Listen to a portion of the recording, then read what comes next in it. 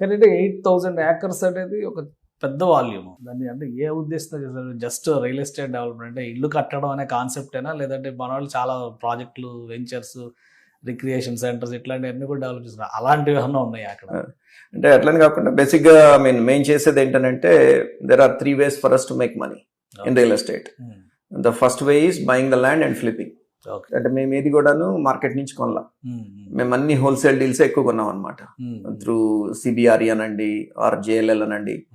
మాకు we have a good network of CBRE and JLL తో మాకు మంచి రిలేషన్ ఉన్నది హ్యూస్టన్ లో. So we get the wholesale deal before it gets into the retail market. So మా దగ్గర డబ్బులు ఉంటే కనుక మేము హోల్సేల్ డీల్లోనే కొనేస్తాం అనమాట. సో మాకేంటనంటే మీట్ ఉన్న డీల్సే కొంటాం, మీట్ లేని డీల్స్ కొనం. మీట్ లేని డీల్స్ అని అంటే అదే ఒక ల్యాండ్ పార్సిల్ లాస్ట్ 1-2 years లో ఒక 4 సార్లు ట్రాన్సాక్ట్ అయింది అనుకోండి. అంటే ఫస్ట్ నేను ఒక రేటు కొన్నాను, ఇంకొకళ్ళు వచ్చి ఇంకో రేటుకి కొన్నారు, ఇంకొకళ్ళు వచ్చి ఇంకో రేటుకి కొన్నారు. అంటే ఒక 2 years లోనే 4 చేతులు మారింది.